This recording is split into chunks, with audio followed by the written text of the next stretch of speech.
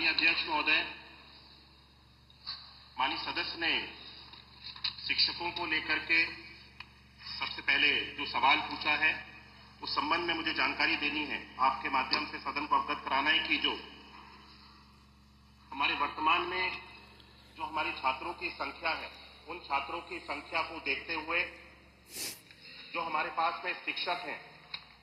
मैं इसमें शिक्षकों को ही केवल सम्मिलित कर रहा हूं, सहायक अध्यापकों को, इसको जो हमारा छात्रों का और जो पीटीआर होता है छात्रों का और शिक्षक का जो रेशियो है, वर्तमान की छात्र संख्या को देखते हुए और वर्तमान के हमारी शिक्षकों की संख्या को देखते हुए हम 1:30 होना चाहिए, जो कि प्राइमरी स्कूल्स में, उसको हम लोग पूरा करते हैं। और शिक्षा मित्रों को अगर हम इसमें सम्मिलित करते हैं तो शिक्षा मित्रों को इसमें सम्मिलित करते हुए 1:22 का रेशियो हम पूरे प्रदेश में अपने छात्रों के अनुपात में शिक्षकों को जो संख्या है उसके बराबर हम इसको पूरा कर पाते हैं। तो मुझे वर्तमान में अभी जब शिक्षकों की आवश्यकता उत्तर प्रदेश सरकार को अपनी छात्रों को संख्या को देखते हुए हुई, तो हमारी सरकार के समय में ऐसे समय पे अलग अलग भर्तियों के माध्यम से भी शिक्षकों की नियुक्ति की गई है। मैं सदन को आपके माध्यम से अवगत कराना चाहता हूं कि 2018 में 12,460 सहायक अध्यापक प्राथमिक भर्ती की प्रथम चरण में 5,948 शिक्षकों को नियुक्त किया गया था। 2018 में 68,500 सहायक अध्यापक भर्ती में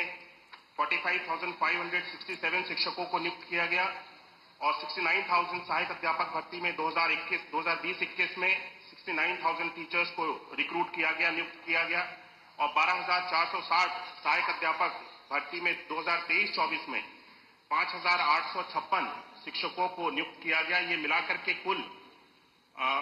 1,26,371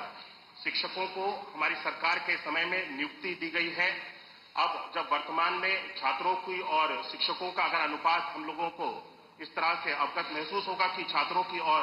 अगर छात्र बढ़ रहे हैं तो आने वाले समय में शिक्षकों की अगर आवश्यकता होगी तब इसके ऊपर विचार किया जाएगा। वर्तमान में कोई नई नियुक्ति को निकालने के लिए सरकार का कोई विचार नहीं है। माननीय सदस्य ने और भी प्रश्न किए कि जो नियुक्ति अभी कोर्ट में विचाराधीन है, कोर्ट में जो सुप्रीम कोर्ट में 69,000 की एक भर्ती हमारी विचाराधीन है, जिसपे माननीय सुप्रीम कोर्ट में सर्वोच्च न्यायालय में जिसका केस चल रहा है, उसकी लिए हमारी सरकार की ओर से पूर्ण रूप से पहल की जा रही है। जो भी हमारी सरकार का उसमें योगदान हो सकता है, हम स्वयं चाहते हैं कि शिक्षकों की ये जो भर्ती की प्रक्रिया है इसको जल्द से जल्द समाप्त किया जाए और सरकार की ओर से इसमें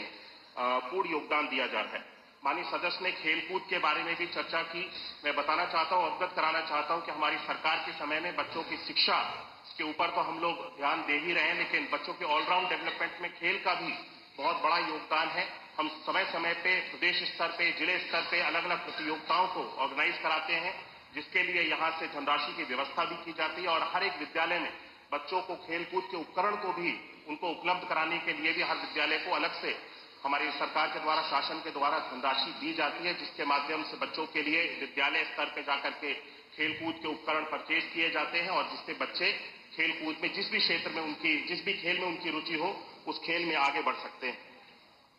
माननीय सदस्य ने यह भी प्रश्न उठाया कि हमारी सरकार के समय में विद्यालयों को बंद करने का कार्य किया जा रहा है। मैं याद दिलाना चाहता हूं कि 2017 से पहले उत्तर प्रदेश में परिषदीय विद्यालयों की जो स्थिति थी वो किस तरह की स्थिति थी, बच्चों को स्कूल में जाकर के पठन पाठन के कार्य की कितनी सहूलियत होती थी, हम सब लोगों ने, पूरे प्रदेश ने देखा है। 2017 के बाद से उत्तर प्रदेश में खास तौर पे परिषदीय विद्यालयों में ऑपरेशन कायाकल्प के माध्यम से जिस तरह से हमारी सरकार के द्वारा विभिन्न 19 पैरामीटर्स पे कार्य किया गया और परिषदीय विद्यालयों की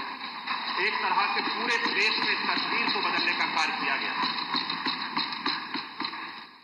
हमारी सरकार के समय में किसी भी विद्यालय को बंद करने का निर्णय हम लोगों ने नहीं लिया है और हमारी सोच भी नहीं है कि बच्चों की पढ़ाई के लिए जो विद्यालय चल रहे हैं उसको बंद किया जाए, बल्कि हम सब लोग आने वाले समय में अत्याधुनिक और नए और उच्च स्तर के, बढ़िया स्तर के विद्यालयों को खोलने की हम सब लोगों की सरकार की योजना है। और आने वाले समय में मुझे लगता है जब ये विद्यालय बनकर के तैयार हो जाएंगे तो हमारे परिषदीय विद्यालय में भी प्राइवेट स्कूल्स में जो बड़े से बड़े, अच्छे से अच्छे स्कूल में जो सुविधाएं बच्चों को दी जाती हैं वो निःशुल्क हमारे परिषदीय स्कूल्स में भी बच्चों को देने में हमारी सरकार सफल होगी।